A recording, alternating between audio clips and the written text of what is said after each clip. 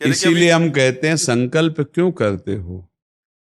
पता नहीं शाम तक जीवित रहें कि ना रहें, हमें भरोसा नहीं, तो हम संकल्प क्यों करें? भाई मैं ये करूंगा, ये संकल्प तो वो करे जिसको कल का भरोसा हो। अपने लोग तो ऐसे मृत्यु लोक में है कि अगले सेकंड का भरोसा नहीं। तो ऐसी प्रार्थना करनी चाहिए कि हे प्रभु, यदि आपने मुझे जीवन दिया, सामर्थ्य दिया, समय दिया, तो ऐसी हमारी भावना बन रही कि हम 108 परिक्रमा कर लेंगे। और अगर नहीं समय, नहीं शरीर सामर्थ्य रही, तो हम एक को नहीं करेंगे, तो कोई अपराध नहीं लगेगा। अगर संकल्प ले लिया कि अब 108 करेंगी, तो अब करना चाहिए। फिर देखो, संकल्प पूरा करना चाहिए। तो अभी इस जान तो शरीर में है ही, तो संकल्प के लिए फिर उसी कार्य में लगा जाता है। पर हम सबसे प्रार्थना करते हैं संकल्प ना लिया जाए। कभी कोई अगर नियम लेने की बात हो तो ये जरूर छूट दे दे कि हे प्रभु, यदि हमारा स्वास्थ्य ठीक रहा, हमारा जीवन रहा, तो हम आपके ऐसा कर लेंगे। और अगर नहीं रहा तो आपने कोई संकल्प किया नहीं, तो पाप नहीं लगेगा। ऐसे थोड़ा अपराध बनने की होती है कि 108 की। महाराज जी वो तब होता है जैसे कोई डील करते हैं ना, गोवर्धन महाराज मेरे पुत्र का नौकरी लग जाए, मैं 100 परिक्रमा करूंगी, तब जाके थोड़ा सा ऐसा ज्यादातर होता होगा। हाँ ऐसे पर भक्ति मिले ऐसा हाँ, तो कम ही होता है। हाँ तो करना चाहिए, फिर हमें लगता है करना चाहिए। पर अगर समय के पधार गया तो फिर कैसे कर पाएगा? मृत्यु लोक है और मरण धर्मा शरीर है, तो मुझे तो भरोसा 1 मिनट का नहीं है अपने शरीर का कि 1 मिनट ही अगला जिएगा कि नहीं जिएगा। इसीलिए संकल्प विकल्प करने का अधिकार ही नहीं है। पता नहीं शाम तक जिएंगे क्यों भाई, पक्का है किसी को? अब पता नहीं शाम तक जिएंगे कि नहीं, तो हम क्या संकल्प करें? हमें तो यही कि प्रभु जैसे चलावे वैसे चल रहे। परिक्रमा करवा दिया, परिक्रमा करने बैठे बैठे राधा राधा जप रहे, मांग के खा लिया, भगवान के भरोसे बाबा जी। ऐसे गृहस्थी में अपने धर्म कर्म किए, जब समय मिला तो परिक्रमा कर गए। अच्छा, प्रार्थना करना स्वामी से कोई गलत बात नहीं कि हमारे बच्चे की नौकरी लग जाए, हमारा काम बन जाए, जरूर करो। भगवान से नहीं करोगे तो किससे करोगे? करना चाहिए। पर ये करके कि हमारी कामना पूर्ण कर दो, हम इतना करेंगे, फिर बंधन हो जाएगा। हम इतना क्यों करें, तुम्हारी परिक्रमा करेंगे तो हमारा काम पूर्ण? स्वार्थी हो क्या? हमारे पिता हो, हमारे स्वामी हो, हमारी जरूरत है, मांग रहे कि प्रभु हमें एक संतान दे दो, हम आपको कुछ करेंगे। ये हम में बस नहीं, हमारे पास तो जो कुछ दिया हुआ सब आपका है नाथ। स्वाभाविक 108 परिक्रमा लग जाए, कोई बात नहीं। संकल्प मत करो, मांग जरूर लो, तुम्हें मांगना है। और छूट दे दो कि प्रभु यदि उचित हो तो ऐसा करना, अगर उचित ना हो तो प्रभु लाख बार मांगो तो भी पूरा मत करना। ये भक्तों की मांगे होती हैं, ये सत्संगियों की मांगे होती है कि नाथ मेरी आवश्यकता तो है, पर अगर आपको उचित लगे तो आप दे देना, और अगर उचित ना लगे तो मेरे मांगने पर भी आप ना देना। ये जब ये बात बनी रहती है कि जितना नाम जप होना चाहिए उतना नहीं होता, उतना, ये बात तो हमारे में भी है। इतनी पीड़ा तो हमको भी बनी रहती है कि जितना होना चाहिए उतना नहीं होता। इतनी पीड़ा हम अपने गुरुदेव भगवान में भी देखी। एक दिन उन्होंने कहा क्या बताएं, जीवन निकल गया, छक के नाम जपने को नहीं हुआ, रात दिन मंत्र में नाम में लगे गए, रात दिन 10 वर्ष समीप रह के सेवा में रहे। तो देख, बोले क्या बताऊं, पूरी जिंदगी निकल गई, छक के नाम जपले को नहीं मिला। तो भगवत भजन करने वाले में भजन की इतनी भूख बढ़ जाती है कि रात दिन भजन करने पर भी उसको ऐसा अनुभव होता है कि जैसा होना चाहिए वैसा। यही अखंड भजन बनाता है, यही अखंड। पर इस अखंड भजन होते हुए भी रोना आएगा कि प्रभु मुझे भजन करने की रुचि दे दो। यही भजन, असली भजन का ही फल है। भजन करते हुए भजन की इतनी भूख होना कि भगवान से भजन ही मांगना कि प्रभु मुझे भजन करते। अभी वो भजन नहीं होता जैसा प्रेम से होना चाहिए। हर एक महात्मा को, हर एक भजनानंदी को अनुभव होगा। और ये अगर हुआ तो भजन अखंड होने लगेगा। क्योंकि हम जिसकी पीड़ा महसूस करते हैं उसको हम भूलना कैसे बर्दाश्त कर पाएंगे? तभी वो अखंड स्मृति कर पाता है। और जो संतुष्ट हो जाता है भजन में, वो भजनानंदी नहीं होता।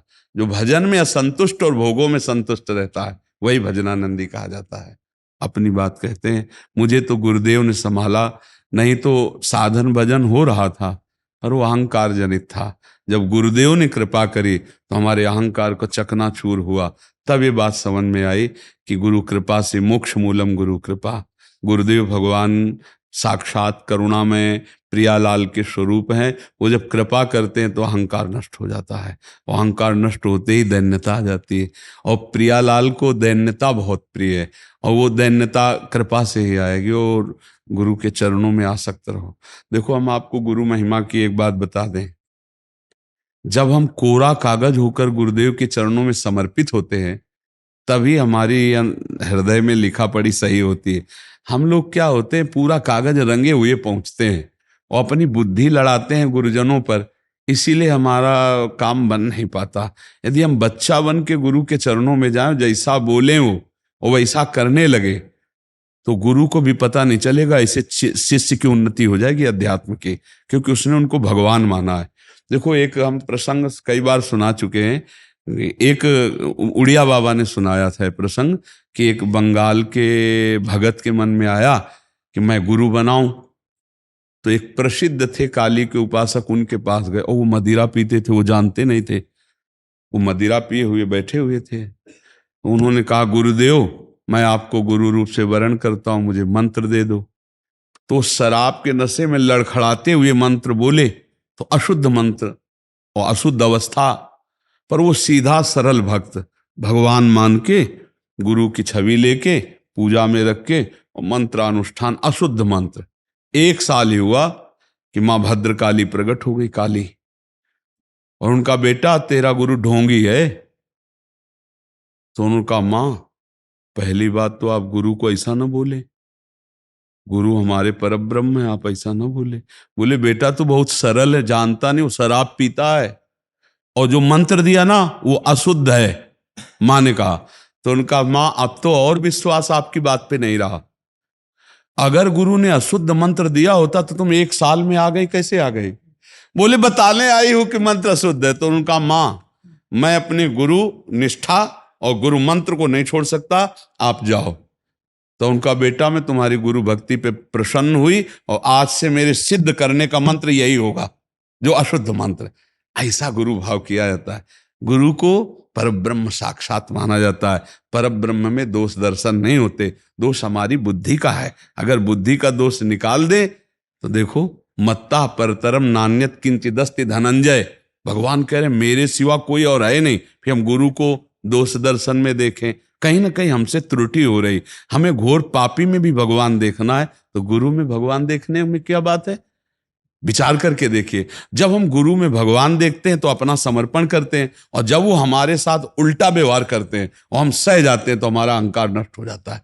वहीं वहीं रहकर उसको चोट पहुंचने दो अहंकार को, और अहंकार जब मिटिया मिट हो गया, तब कृपा उदय हुई, तब समझ में आया को हो साक्षात परब्रह्म गुरुदेव हैं। गुरुर् ब्रह्मा गुरुर् विष्णु गुरुर्देव महेश्वरा, गुरु साक्षात परब्रह्म तस्मै श्री गुरु। गुरु में भगवान बुद्धि करना बहुत कठिन बात है, सबसे कठिन बात विश्व में, समझ लो। गुरु में परब्रह्म बुद्धि करना, और गुरु में परब्रह्म बुद्धि नहीं तो कुछ भी कर ले, अहंकार नष्ट नहीं होगा। यह खुली बात कह रहे। गुरु ही एक वो खिलाड़ी हैं जो हमारे अहंकार को मिटिया मेट कर दे सकते हैं, दूसरा नहीं, दूसरा नहीं। इसीलिए ध्यान मूलम गुरु मूर्ति, पूजा मूलम गुरु पदम, मंत्र मूलम गुरु वाक्यम, मोक्ष मूलम। गुरु का चरणामृत पियो, गुरु की चरण रज लगाओ, और गुरु के आगे एक तुच्छ सेवक की तरह रहो, अभी दैन्यता आ जाएगी। अगर गुरु में दोष दर्शन होने लगे तो हट जाना चाहिए, और दूर से उनको परब्रह्म मान के बिना निंदा किए उनके द्वारा बताई हुई उपासना में रत हो जाए तो उसका परम कल्याण हो जाएगा। दूसरा गुरु बनाने की जरूरत नहीं है। परमात्मा प्राप्ति के लिए गुरु कृपा ही। हम तो आपको हाथ उठा के कहते हैं कि गुरुदेव की कृपा के बिना एक कदम नहीं चल सकते, एक कदम भी नहीं चल सकते। हम जैसे भूमि में ही कदम रख सकते हैं, ऐसे हम जीवित हैं, परमार्थ में चल रहे हैं तो केवल अपने गुरुदेव की कृपा से चल रहे हैं, किंचन मात्र कुछ नहीं। केवल वो ऐसे पकड़े हुए हैं तो हम चल रहे हैं, अगर वो ऐसे छोड़ दें तो धम्म से गिर जाए। गुरु कृपा ही केवलम, गुरु कृपा है। वो दैन्यता गुरु कृपा से आती। महाराज जी, धन्य भाग है आपकी कि आप दैन्यता चाहते हैं। हाँ, परम कृपा है वैष्णव आचार्यों की। बस चुपचाप चलते रहिए, किसी की निंदा मत करना और किसी के दोष दर्शन मत करना, बस इसी से दैन्यता आ जाएगी। और दैन्यता में रोना आता है, जैसे अब आपका दैन्यता में रोना आता है कि मुझ जैसे अधम पर इतनी कृपा श्री कृष्ण की, महाप्रभु की, गुरु की, तो वो हृदय निर्मल होता चला जाता है। जब रुदन होता है ना प्रभु के, उसमें इससे ज्यादा और किसी तीर्थ में नहीं पवित्रता है जितनी रुदन में पवित्रता है। हाँ, रुदु सुश्रम राजन कृष्ण दर्शन लालसा, जब अपने प्यारे प्रभु के लिए रोना आता है तो हृदय निर्मल, तार तार निर्मल हो जाता है। और कबीर दास जी कहते हैं कि बिन रोए किन पाइया प्रेम प्यारा मीत, कबीरा हंसना छोड़ दे रोने से कर प्रीत, बिन रोए किन पाइया प्रेम प्यारा मीत। पर भगवान की 3 प्रकार की लीला है, एक है सृजन और एक है पालन और एक है संहार, और तीनों लीलाएं होंगी, पक्का होंगी। जैसे सृजन जरूरी है, पालन जरूरी है, ऐसे विनाश भी जरूरी है। तो देखो, इस शरीर को कहा गया विनाशी और इस लोक को कहा गया मृत्यु लोक।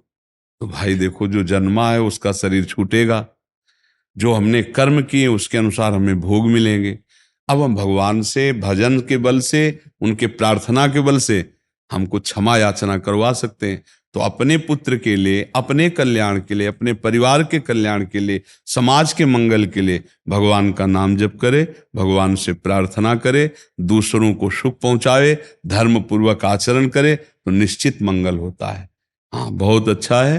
देखो, यशोदा मैया स्वयं भगवान लाला के रूप में आयला तो गौ की पूंछ से झाड़ना और ब्राह्मणों को बुलाकर स्वस्ति वाचन कराना, दान देना, मेरा लाला कन्हैया सुरक्षित रहे। क्योंकि बड़े बड़े आक्रमण हुए ना, पूतना है, तृणावर्त, अघासुर, बकासुर, तो मैया घबरा जाती थी कि दुनिया की बलाएं हमारे लाले के पीछे काहे पड़ी। और अच्छा, माँ को अपने पुत्र का महान स्वरूप दिखाने पर भी दिखता ले, क्योंकि माँ है ना, उनको तो लगता है मेरा लाला है, तो बार बार वो परेशान हो जाती थी। और स्वयं भगवान की रक्षा के लिए भगवान के नाम का प्रयोग किया, केशव भगवान बाजुओं की रक्षा करे, ऐसे करे, ऐसे। तो हमें लगता है भगवान का नाम जप और धर्माचरण, दूसरों को सुख पहुंचाना, और इसका फल मेरा पुत्र सुरक्षित रहे, मेरे पुत्र की बुद्धि शुद्ध हो, मेरे पुत्र को कभी विपत्ति ना हो।